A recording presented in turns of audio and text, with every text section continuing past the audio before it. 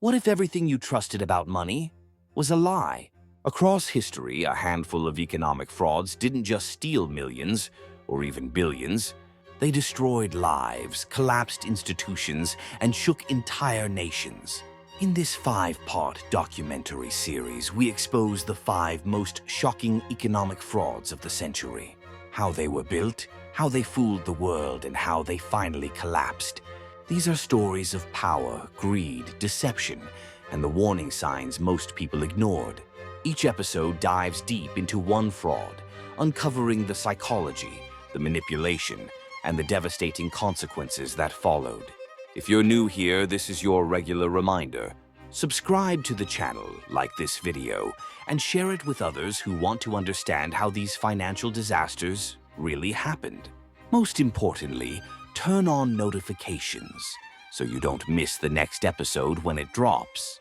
Because the next fraud in this series might be closer to your life than you think. Let's begin. The Wirecard collapse, Germany. In the modern financial world, money no longer changes hands physically. It moves digitally, across borders, through servers, algorithms, and trust. And trust is everything. For years, Wirecard was presented as one of Europe's greatest financial success stories. A fintech pioneer, a symbol of innovation, a company trusted by investors, regulators, auditors, and governments.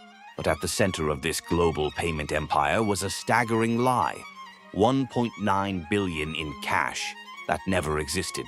This is the story of how Wirecard, once valued at tens of billions of dollars, collapsed almost overnight, exposing one of the most alarming financial frauds of the modern era. The birth of a fintech darling. Wirecard was founded in Germany in the late 1990s during the rise of the internet economy. Its mission was simple: to process electronic payments for online merchants, especially those traditional banks avoided. This included online retailers, international businesses, high-risk industries such as gambling and adult entertainment. While other banks hesitated, Wirecard embraced complexity. As global e-commerce expanded, Wirecard grew rapidly. Revenues increased, market confidence followed. By the 2010s, Wirecard had transformed itself from a niche processor into a global fintech powerhouse. From obscurity to national champion, Wirecard's rise wasn't just financial, it was symbolic. Germany had long struggled to produce global tech giants. Wirecard filled that gap. The company was promoted by politicians. It was celebrated by the media. Wirecard was included in Germany's prestigious DAX index, replacing a major traditional bank. This inclusion sent a powerful message. Wirecard was safe. Wirecard was legitimate. Wirecard was too important to doubt. Trust became institutionalized. Wirecard's structure was intentionally complex. Instead of processing all payments directly, Wirecard claimed much of its business flowed through third-party partners. These partners were especially in Asia and emerging markets. These partners supposedly processed payments locally. They held customer funds in trustee accounts. Profits were remitted back to Wirecard. This arrangement made financial verification difficult. Revenues were reported, but operations were distant. Cash was recorded, but physically out of reach. Transparency depended on documents, not direct oversight.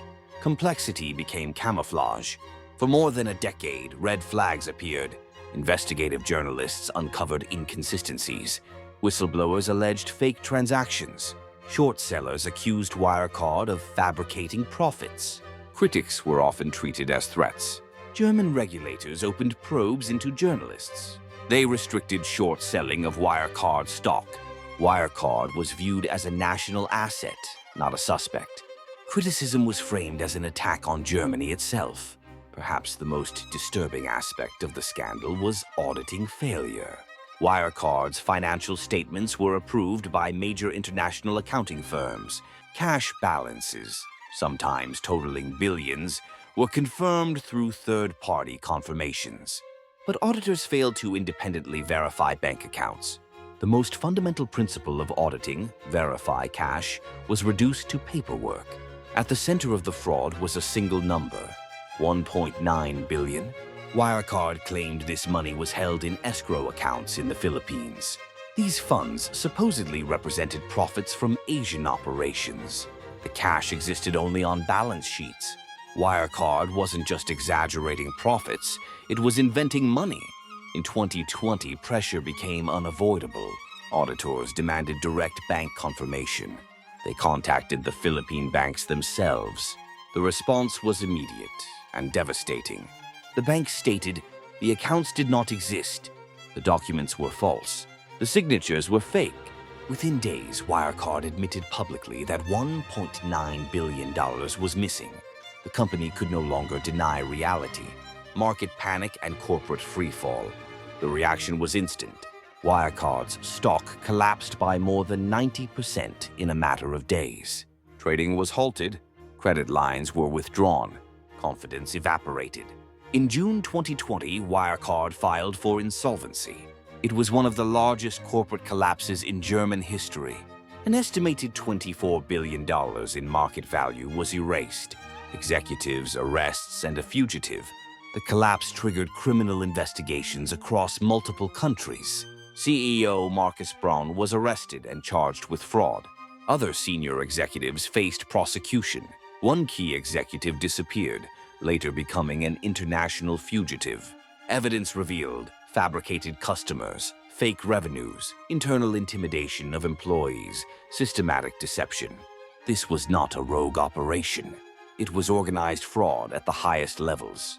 How fintech became the perfect cover. Wirecard succeeded because it exploited modern assumptions.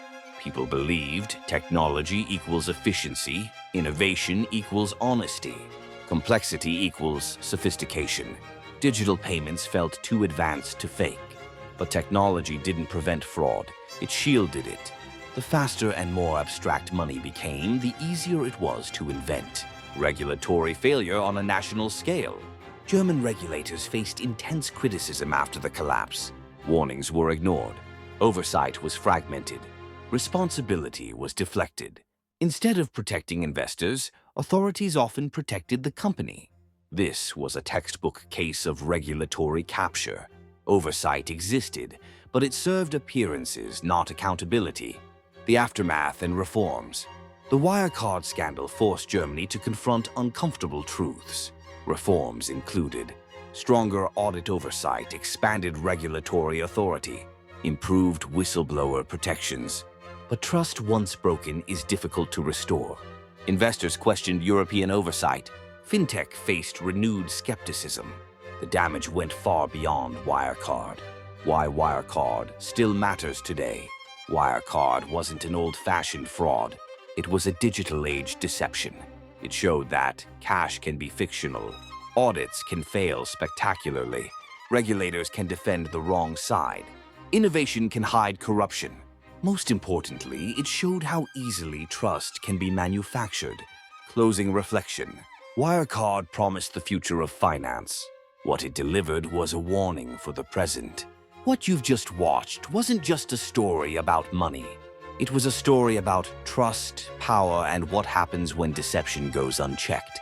And this was only one chapter in our 5-part documentary series on the most shocking economic frauds of the century. If this episode made you think, question, or see the financial world differently, subscribe to the channel and share this video with others. It helps more people understand how these frauds happen and how they can be avoided. The next episode in this series will expose another case, another scheme that fooled millions and left devastating consequences behind. So make sure you turn on notifications and watch out for the next video in the series, because the next fraud we uncover may be even more shocking than this one. See you in the next episode.